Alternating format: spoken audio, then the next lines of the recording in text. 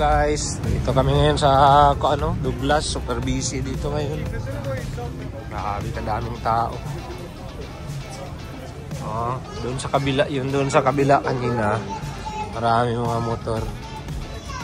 Ngayon dito sunod, maganda pa ang araw. Kaya lang mahangin. Mamaya sana makapunta tayo doon sa grandstand. Pero mamili muna kami guys, sunod balik lang kami ulit mamaya doon sa grandstand. Doon na kami banda kanina pero hindi kami bumaba kasi kailangan ng may bilihin lang kami. Guys, hindi na ako nakakuha masyado ng clip yung nandoon kami sa town kasi nga nagda-drive ako the whole time ngayon. Nag-help na lang kami sa pamangkin ni Lynn na kasi maglipat siya ng bahay ngayon. So namili na lang kami instead na pasyal sana, namili na lang kami ng mga gamit niya, tulungan na lang namin siya tulungan namin siya maglipat ng bahay ngayon para makasettle na ba. So nandyan lang sa kabila guys, actually nandyan lang yan sa kabila yung street na yan papunta na yan sa sa grandstand doon sa lugar ng mga mga motorcycles na hinahanda para mag-racing. So parang mamaya hapon siguro ang racing, mga 4 o'clock. So alas 2 ng time check ngayon is 15 past 2. So baka matapos din kami mamaya na lang, baka makapasyal din kami later. Shout out nga pala guys kay Show Me Hope channel. Shout out sa iyo ma'am. To my friends from watching from Russia, shout out to you as well. Das Bidanya. Yan, and syempre sa inyo mga nandyan sa Pilipinas,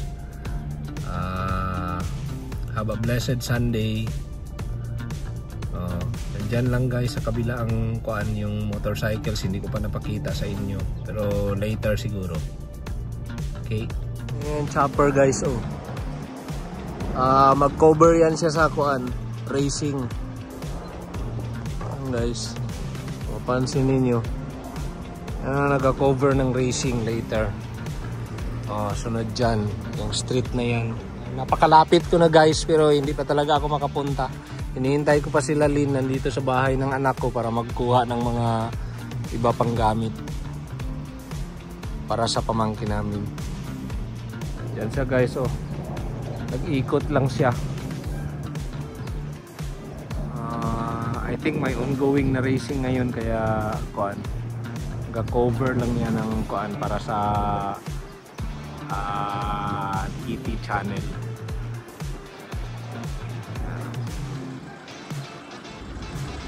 Grabe, maganda yan ngayon. Nandyan sana nandoon na sana kami ngayon sa grandstand guys. Pero sige lang, habol lang kami mamaya. Dito na sila guys, punta na kami doon sa pasyal na kami doon sa bahay ni Kulot. Guys, dito yung gilipatan na bahay nila Kulot guys. Ni Kulot. Wala pintura, luma, pero okay lang kasi maganda man sa loob. Yan. Sa labas niya okay lang. Kaya pag parking ko ito, ang problema ngayon ito, paano ako maglabas? Merong maglabas na sasakyan. Atras ko na lang siguro guys, parang hindi ako makabaking dito.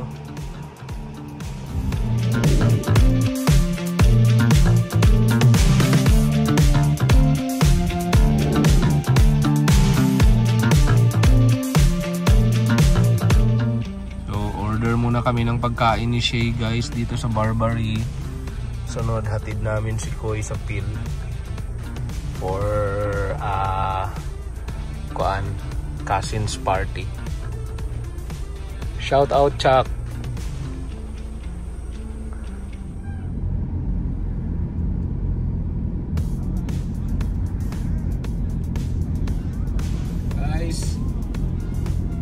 siguro itong mga mga riders natin. Pang-abot kami dito sa kuan. Papunta rin siguro ito sila doon sa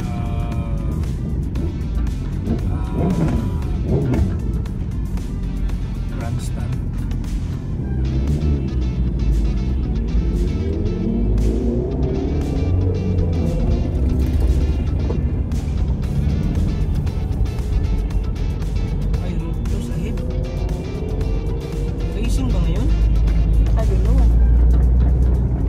Ngayon kuy. Tayo no. Wala. Hindi pala pwede dito. Road close. Road close.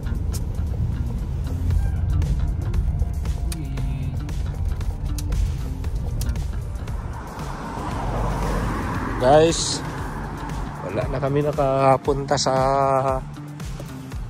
saan ito? Sa grandstand. Dito na lang siguro kami sa Villa Marina. Mahirap ang parking doon. Nag-alis ang bus. Ibali na ito ang kuan. Nag-alis ang bus guys oh. Doon sa kaway pa siya sa akin ang driver. Ilipat siguro ang kuan. Sasakyan na lang dito. Para malapit lang. Sige na, doon na lang. Lakad na lang kami papunta dyan sa Villa Marina guys. Dyan ang music oh. Copyright na tayo. Busy masyado dito na side guys oh. Papunta tayo ng kuan. Ang unahan nito yung Villa Marina. Nandoon sila Nicole ngayon. Busy talaga yun sila ngayon guys. Super busy. So, wala rin man itong mga rides na ito. Wala rin ito. Para sa bata. Baka bukas na lang siguro kami nila si pasyal na lang muna tayo dito sa Villa Marina. Daming motor guys. Ayan o.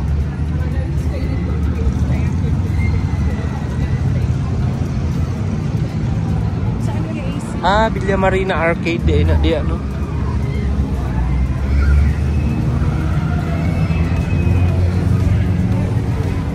Guys. Hi. Busy masyado sila dito, guys.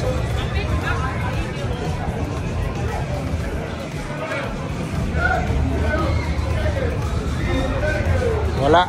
Ngayong araw na ito guys, wala talagang bakante na kuan. Walang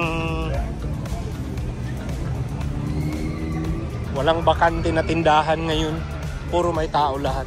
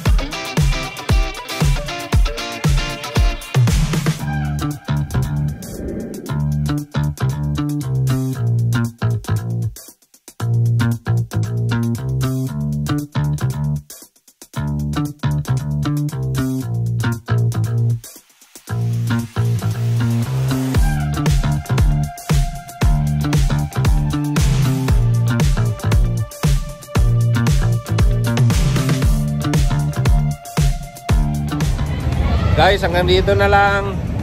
Uwi na kami. Malamig na kasi. Grabe ka busy talaga dito. So, pero talagang maramdaman mo malamig na. 9 o'clock na eh. Thank you for watching.